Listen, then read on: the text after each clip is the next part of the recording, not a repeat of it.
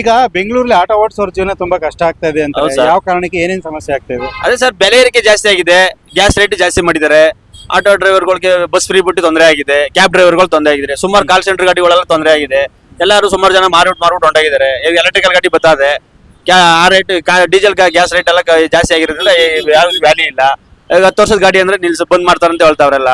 ಇನ್ನು ತುಂಬಾ ಕಷ್ಟ ಆಗಿದೆ ಸರ್, ಡ್ರೈವರ್ಗಳಿಗಂತೂ ತುಂಬಾ ಕಷ್ಟ ಆಗಿದೆ. ಯಾರು ಸ್ಪಂದಿಸಲ್ಲ, ರಾಜ್ಯ ಸರ್ಕಾರನೂ ಸ್ಪಂದಿಸಲ್ಲ, ಕೇಂದ್ರ ಸರ್ಕಾರನೂ ಬಂಧಿಸ್ತಾ ಇಲ್ಲ, ಯಾರು ಸ್ಪಂದಿಸಲ್ಲ. ಯಾರನ್ನು ಸುಮ್ಮನೆ ತೊಂದರೆ ಕೊಟ್ಟು ಜನಗಳಿಗೆ ಅನುಭವಿಸ್ತಾ ಇದೀವಿ ಅಷ್ಟೇ.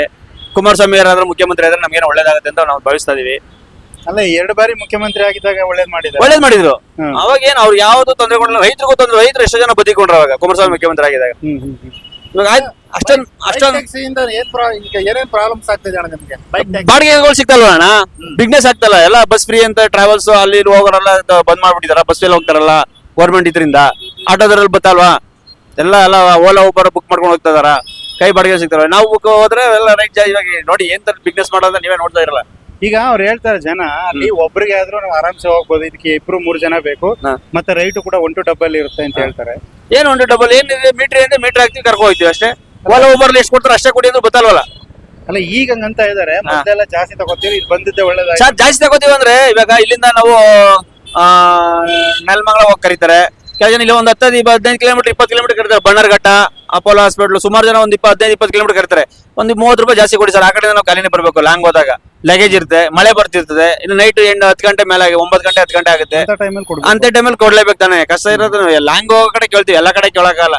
60-70-100 ರೂಪಾಯಿ ಒಳಗಡೆ ಯಾವ್ದು ಕೇಳಲ್ಲ. ಎಲ್ಲಿ ಸರ್? ಈಗ 6 ವಾರ ಸ್ಟಾಪ್ ಮಾಡಿದೆ ಕೋರ್ಟ್ ಆದೇಶ ಮಾಡಿ, ಅದು ನಿಲ್ಬೇಕೋ ಅಥವಾ ಕಂಟಿನ್ಯೂ ಆಗದೆ ನಿಮ್ಗೆ? ನಮ್ಗೆ ನಿಲ್ಬೇಕು ಸರ್. ಓಲಾ ಊಬರ್ ಅವ್ರ ನಿಲ್ಬೇಕು, ರ್ಯಾಪಿಡ್ ನಿಲ್ಬೇಕು, ಕ್ಲೋಸ್ ಮಾಡ್ಬೇಕು ಸರ್. ಕ್ಲೋಸ್ ಮಾಡಿ ಮಾಮೂಲಿ ಎಲ್ಲಾರು ಬದುಕಬೇಕು. ಅದರಿಂದ ಕೆಲವರಿಗೆ ಉದ್ಯೋಗ ಸಿಗ್ತಿದೆ. ಸಿಗುತ್ತೆ ಸರ್. ಸುಮ್ಮನೆ ಅವ್ರು ಅದೇ 100 ರೂಪಾಯಿ 120 ರೂಪಾಯಿ ಬಾಡಿಗೆಗೆ 100 ರೂಪಾಯಿ ನಮ್ಗೆ ಕೊಡ್ತಾರೆ, 20 ರೂಪಾಯಿ ಅವ್ರು ತಿಂತಾರೆ.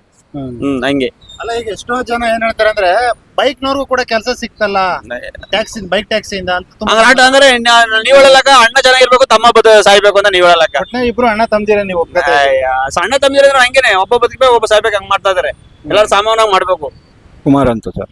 ತಾವು ಎಷ್ಟು ವರ್ಷದಿಂದ ಆಟೋ ಓಡಿಸ್ತಿದ್ದೀರಾ? ಸುಮಾರು 35-36 ವರ್ಷ ಆಗಿದೆ ಸರ್. ಇಡೀ ಜೀವನ ಎಲ್ಲ ಆಟೋದಲ್ಲೇ ಕಳೆದಿದ್ದೀರಿ ಅನ್ಸುತ್ತೆ ನೀವು? ಹೌದು, ಹೆಚ್ಚು ಕಮ್ಮಿ. ಸರ್, ಈಗ ನಿಮಗೆ ಆಟೋದವ್ರಿಗೆ ಸಮಸ್ಯೆ ಅಂತ ಹೇಳ್ತಾರೆ, ಯಾವ್ಯಾವ ಸಮಸ್ಯೆಗಳಾಗ್ತಾ ಇದೆ ಸರ್? ಸರ್, ಮೊದಲಿಗೆ ಓಲಾ ಊಬರ್ ಬಂತು, ಮೆಟ್ರೋ ಬಂತು, ಈಗ 2 ವೀಲರ್ ರ್ಯಾಪಿಡ್ ಬಂದ್ಮೇಲೆ ಸ್ವಲ್ಪ ಜಾಸ್ತಿ ಬೇರೆ ಬಂದ್ಬಿಟ್ಟಿದೆ. ಅವಾಗಲೇ ಸ್ವಲ್ಪ ಆಯ್ತು ಬಿಡಿ, ಅದು ಬಂದಾಗಲೇ ಇವಾಗ 8-10 ವರ್ಷ ಆಗ್ತಾ ಬಂತು. ಅವಾಗ ಒಂದ್ ಸ್ವಲ್ಪ ರೇಟು. ಈಗ ಇದು ಓಲಾ ಊಬರ್ ಬಂತು, ಅದರಲ್ಲಿ 2 ವೀಲರ್ ಬಂದಂತು. ಅದು ಅವ್ರಿಗೆ ಲೆಕ್ಕ ನೋಡಿದ್ರೆ ಬ್ಲಾಕ್ ಇದು ಓನ್ ಯೂಸ್, ಅದು ಅದರಲ್ಲಿ ಮಾಡ್ತಾರಲ್ಲ, ಅದು ಬೇಗ ಟೈಮ್ ಹೋಗ್ಬೋದು ಅಂತ ಜನಗಳು ಅದ್ರಲ್ಲೇ ಹೊಟ್ಟಾಗ್ತಾರೆ. ಆಟೋಗೆ ಯಾರು ಬರಲ್ಲ, ಹೊರಗೆ ಕಮ್ಮಿ ಬೇಕು. ಹೌದು, ಬರ್ತಾರೆ. ಸರ್ಕಾರ ಅದನ್ನು ನಿಷೇಧ ಮಾಡಿದೆಯಲ್ಲ ಒಂದು 6 ವಾರ ಮಾಡಿದೆ, ಇನ್ನು ಪೂರ್ತಿ ಆಗ್ಬೇಕಲ್ಲ. ಆದ್ಮೇಲೆ ನೋಡೋಣ ಏನಾಗುತ್ತೆ. ಈಗ ಅದನ್ನ ನಿಷೇಧ ಮಾಡಿದ್ರೆ ಒಳ್ಳೇದು, ಮಾಡದೇ ಒಳ್ಳೇದು? ಮಾಡಿದ್ರೆ ಒಳ್ಳೇದು ಸರ್, ಒಂದ್ ಲೆಕ್ಕದಲ್ಲಿ. ಇವಾಗ ನಾವು ಪರ್ಮಿಟ್ ಇರೋದು ಎಲ್ಲ ಇದು ಮಾಡ್ಕೊಂಡಿರ್ತೀವಿ, ಸರ್ಕಾರದ ಲೆಕ್ಕದಲ್ಲಿ ಇರುತ್ತೆ ಇದು, RTO ರೂಲ್ಸ್ ಪ್ರಕಾರ ಎಲ್ಲ. ಅವ್ರಿಗೆ ಏನು ಇಲ್ಲ, ಮಾಡ್ತಾರೆ, ಅದರಲ್ಲಿ ಕಮ್ಮಿ ಅದು ಅಂದ್ಬಿಟ್ಟು ಎಲ್ಲ ಜನಗಳು ಅದಕ್ಕೆ ಬೀಳ್ತಾರೆ. ಅದೇ ಆಗಿರುತ್ತೆ ಅಂದ್ರೆ ಅದೇ ಸಮಸ್ಯೆ.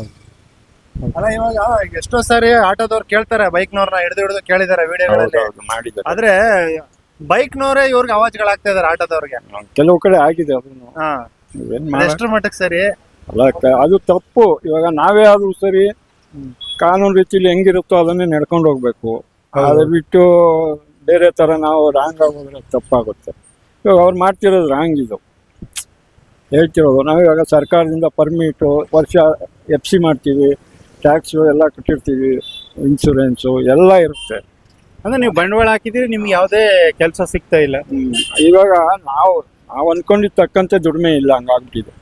ಕೆಲಸ ಸಿಗ್ತಾ ಇಲ್ಲ ನಿಮ್ಗೆ, ಹಂಗಾಗಿ ಇವನ್ನೆಲ್ಲ ನಿಲ್ಲಿಸ್ಬೇಕು ಅಂತ ಹೇಳಿ. ಅದು ನಿಲ್ಸೋರು ಒಳ್ಳೇದು. ಆಯ್ತು ಸರ್. ಹೆಂಗಾದ್ರೆ ಮುಂದೆ ಆಟೋದವ್ರ ಕತೆ ಹೆಂಗಣ ಮುಂದಿನ ಪೀಳಿಗೆಗೆ? ಸ್ವಲ್ಪ ಕಷ್ಟ ಆಗುತ್ತೆ. ಇದೇ ತರ ಹಿಂಗೆ ಮುಂದುವರೆದ್ರೆ ತುಂಬಾ ಕಷ್ಟ ಆಗುತ್ತೆ.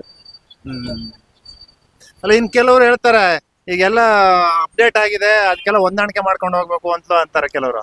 ಅಂತಾರೆ, ಆದ್ರೆ ಹೇಳ್ತಿದ್ದೀನಲ್ಲ, ಸ್ವಲ್ಪ ಕಷ್ಟ ಆಗುತ್ತೆ.